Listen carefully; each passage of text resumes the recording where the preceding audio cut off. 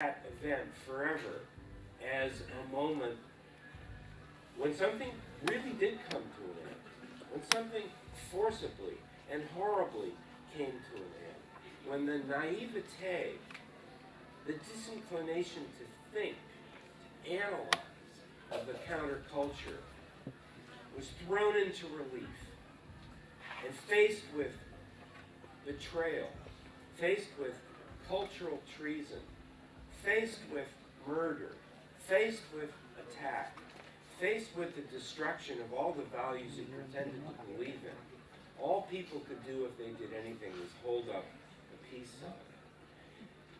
And I don't think that if it had been a wonderful crowd filled with love and friendship, the Hells Angels would have acted any differently. But what was so striking about that day was that I couldn't come away not feeling that everything that happened had been of a piece, had been complete. That this was almost like a scripted event, a work of art, made by some fiendish artist that had contrived to have hundreds of thousands of people take part in this great happening, which, of course, was, in its way, staged for a movie. I remember a friend running up to me in the middle of the day saying, "What an ending! What an ending!" I said, "Ending for what, the 60s?" He said, No, my book." I said, "What book?" He was running off into the crowd. And you can see the Maisels brothers filming this event, this free concert, this give back to the Bay Area for the movie that they were making in the tour, and saying, "What an ending! What an ending! We could have never predicted this. If we only had written this into the script, we'd be geniuses, but we didn't have to." And all I have to say more about that is that I was devoted to rock and roll. I was beginning to find my vocation in rock and roll as something that I could write about and wanted to write about. It had given me more pleasure, it had given me more fun, it had brought me to life more than anything else that I knew. And for the next year, maybe 2 years, couldn't listen to it, didn't listen to it. I listened to country blues. I went into my local record store, I saw a Robert Johnson album, it looked odd, I took it home, and I went back day after day, week after week. There's strange and obscure collections of recordings by Son House and Willie Brown and Garfield Akers and Skip James and so many other people who I've never heard of from the 1920s, from the 1930s.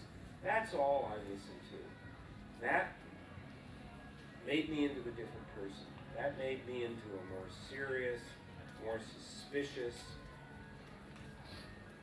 more frightened person. Because it presented a sense of life that would have looked at something like Altamont, understood what it was, where it came from, how to act. Rock and roll didn't have that. So that was a day when fans pretended that the person sitting next to them was not real, was not human. They didn't need to take that person into account. And when you have a situation like that, with other people whose inclination is to beat, to kill, then you know who wins the day. That's probably longer than I was supposed to talk, but that's the story I came here to tell. If you have any questions, any arguments, anything you'd like to say, please do. Well, first,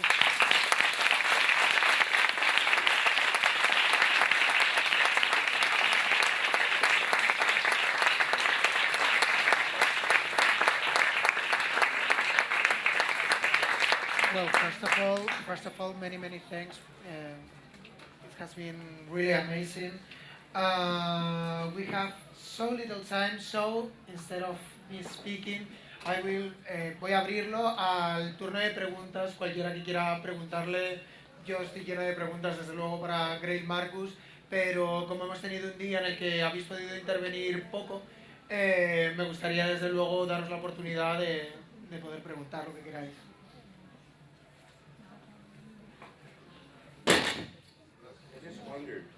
Oh, so, Why everything felt so warm. yeah.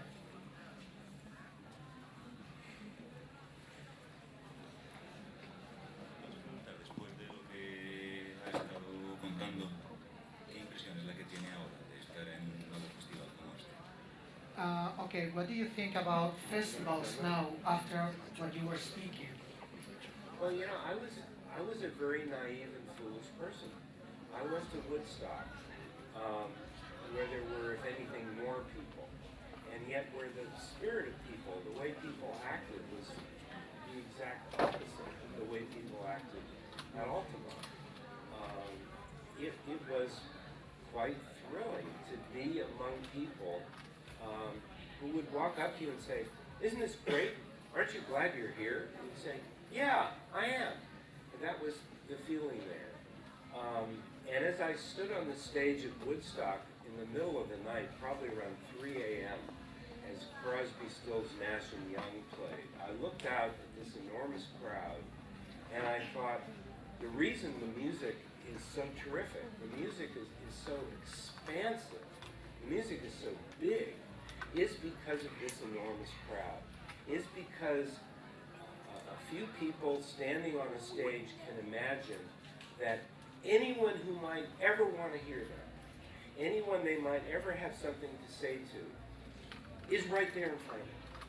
That metaphorically, the whole world is present. And I thought, there've got to be more concerts like this. There've got to be more enormous gatherings. Not because it will create community, will bring people closer together. It will make better music. That's really how I thought. And I actually said that. So that was very naive. After Altamont, you know, I had seen what crowds could do. I had seen how selfish and close-minded I could be. I had seen how brutal, leave the Hells Angels out of it, not that you ever could, a crowd could be. And I stayed away. I mean, from that time on, enormous gatherings became institutionalized, but they didn't take place on hills, verdant hills like Woodstock or barren hills like Altamont. And they were policed, and they had fences, and the prices simply went higher and higher and higher, and they became regimented, and there became a list of stars, and you went in and you went to see the stars, like collecting stars that you see, and it became a festival of separation, people separating from each other and separating from the music that brought them there. So, if that's an answer, that's an answer. Por allí. Thank you for your story, and we were really moved by it. Thank you. But I feel a little bit something a little bit disturbing as well. Is like you say now at that moment you realize what a crowd could do, and I mean, being a U.S. citizen, haven't you noticed before how a white crowd in the U.S. could do to a black African American? In this whole crowd, and the guy who was killed is the black man. I think that's an extraordinarily,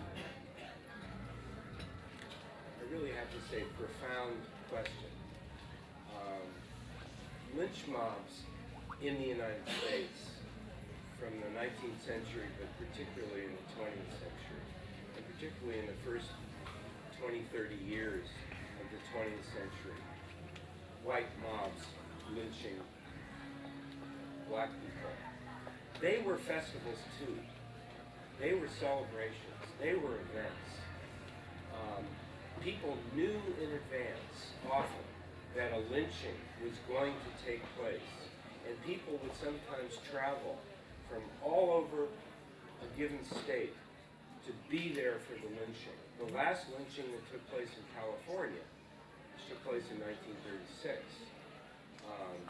In 1936 in San Jose, California, where my father was from.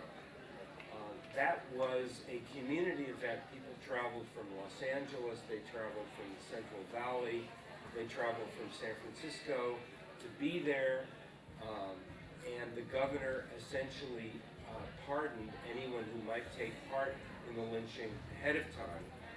This did not involve African Americans. This was a white crowd lynching two white men. You had to be there. If you were a citizen of this town, you had to be there. If you were a businessman, you wanted people to continue to patronize your business, you'd better be there. And other lynchings were much more festive and much more spontaneous, but they were festivals too. But I guess what I'm saying is that I had seen a crowd of people who I thought were like me, and that I was like them. People who were supposed to be different, people who were not supposed to be racist, people who were not supposed to tolerate violence, people who had been brought together by nothing so much as an opposition to, a hatred for, a disgust over the Vietnam War, which you could characterize as a lynching too. So again, maybe it was my naivete, maybe it was a naivete that's even almost criminal. But I never associated, until you asked that question, the festivities of a lynching and the festivities of a free concert by the Rolling Stones. More questions?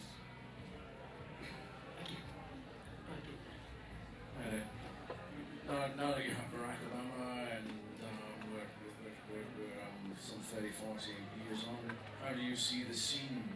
Are you optimistic or pessimistic about the way things are going? That'll be one question. My second question is completely unrelated, but I was just intrigued to hear your response. I steal a lot of music off the net. I come to gigs to kind of really pay back. Am I doing the right thing? So there we go, two questions. Yeah, those are two questions. I mean, except in stray moments, I'm never optimistic. I'm always pessimistic. That's just my nature. After Barack Obama was elected, I wrote a piece about his election, and I said America is not less racist today than it was the day before the election. It may even be more so, because the country was more split. And there's no question that America is visibly and audibly more racist today than it was when Barack Obama was first elected president in 2008. There is racist discourse being heard from elected officials, not just obnoxious private citizens, that would have been unthinkable 10 or 20 years ago, when a veneer of politeness, when a kind of what used to be called in America a gentleman's agreement, which is to say a lie. We're going to shake hands and we're going to agree to lie that everything is okay when we know it isn't. That had prevailed, but with the election of